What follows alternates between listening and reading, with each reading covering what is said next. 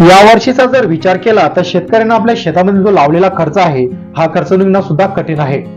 यावर्षी आधीच पाऊस उशीर आला, त्याचबरोबर शेतकऱ्यांनी आपल्या शेतामधील पिकाची पेरणी केली, त्यावर वेगवेगळ्या पद्धतीचे व्हायरस आले। या व्हायरसमुळे शेतकऱ्यांच्या शेतामधील पीक तर बहरलं, त्या सोयाबीनच्या झाडाला शेंगा तर लागल्या, परंतु दाणे भरलेच नाही। आणि एवढं तेवढं करत असताना शेतकऱ्यांना यावर्षी भरमसाठ मजुरी सुद्धा द्यावी लागली।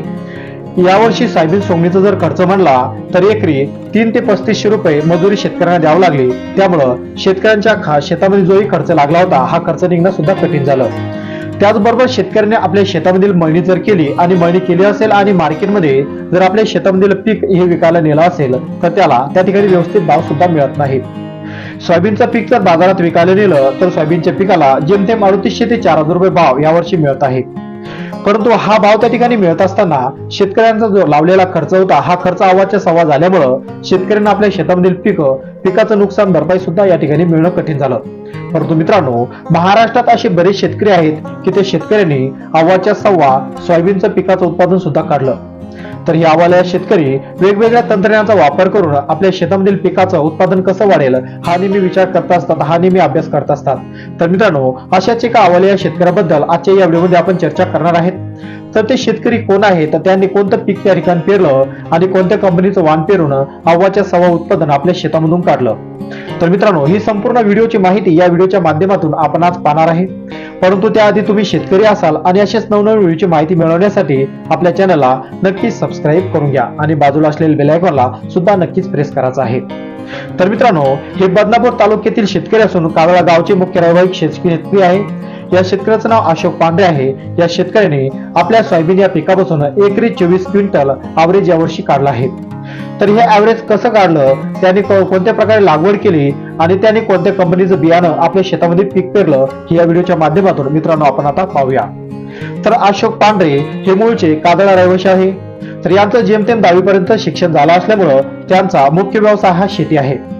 तर त्यांनी ज्या वेळेस कळतं त्यावेळेसून आपल्या शेती हा व्यवसाय करतात, परंतु शेतीमध्ये चांगलं उत्पन्न निघत नसल्यामुळं या शेतकऱ्याने काहीतरी वेगळा प्रयोग करू असं त्या ठिकाणी ठरवलं आणि या शेतकऱ्याने तंत्रज्ञानाचा वापर करून आगळ्या वेगळ्या पद्धतीत शेती करण्यास सुरुवात केली। तर या शेतकऱ्याने असं ही कोणती व्हेरायटी पेरली, त्या व्हेरायटीपासून शेतकऱ्यांनी एकरी 24 क्विंटलचं ॲव्हरेज घेतलं। तर मित्रांनो, सिल्लोड तालुक्यामध्ये एक आगळीवेगळी त्या ठिकाणी कृषी प्रदर्शनी भरली। या प्रदर्शनीमध्ये त्यांनी त्या ठिकाणी हजेरी लावली आणि त्यांनी त्या ठिकाणी एक महत्वाचं वाण पाहिलं, ते म्हणजे सोयाबीनचं। तर आगळी वेगळी या सोयाबीनचं नाव त्या ठिकाणी त्या कंपनीने त्या ठिकाणी ठरवलं होतं। आगळी वेगळी नाव का ठेवलं, कारण की आगळी वेगळी हे नाव ठेवण्याचं एकच कारण फक्त प्रत्येक सोयाबीन वाणाचं नाव वेगवेगळे आहे, त्यामुळे त्यांनी त्या ठिकाणी आगळी वेगळी या सोयाबीन पिकाचं वाणाचं हे नाव ठेवलं। तर हे वाण मुख्य अमेरिकेचं उत्पन्न असलेलं वाण आहे। तरी आपल्या भारतामध्ये उत्पन्नात चांगला त्या ठिकाणी वाढ होत असल्यामुळं बऱ्याच शेतकऱ्यांनी आगळी वेगळी या कंपनीची सोयाबीनचं त्या ठिकाणी लागवड केली आणि चांगलं उत्पादन सुद्धा घेतलं। परंतु सुरुवातीला त्यांना या आगळ्या वेगळ्या उत्पादनापासून सोयाबीनपासून चांगलं उत्पन्न मिळालं नाही, पण त्यांनी त्या ठिकाणी वेगळ्या पद्धतीने लागवड केली। म्हणजे त्यांनी जून आणि जुलै या महिन्यामध्ये आपल्या शेतामध्ये ठिबक पांगून टोकन यंत्राच्या सहाय्याने या सोयाबीन पिकाची लागवड केली आणि लागवड करत असताना त्यांनी सर्वप्रथम 2022 मध्ये या पिकाची लागवड केली, म्हणजे ती फक्त 2 गुंठ्यामध्ये लागवड केल्यामुळं त्यांना 2 गुंठ्यामध्ये 1 क्विंटलची सोयाबीन त्या ठिकाणी निघाली। 1 क्विंटलचं बियाणं आपल्या 8 एकरामध्ये त्यांनी पेरून आगळ्या वेगळ्या पद्धतीचं उत्पादन यावर्षी घेऊन दाखवलं। तर त्याने या ठिबकच्या सहाय्याने या पिकाची लागवड केली। लागवड केल्यामुळं त्यांना खर्चही त्या ठिकाणी कमी आला, म्हणजे ड्रिपच्या सहाय्याने खत आणि त्या ठिकाणी सोडल्यामुळं त्यांना मजुरी त्या ठिकाणी वाचली आणि मजूर वाचलीच। त्यानंतर आगळ्या वेगळ्या पद्धतीचं त्यांनी लागवड केल्यामुळं त्यांना खर्च त्या ठिकाणी एकदम कमी आला।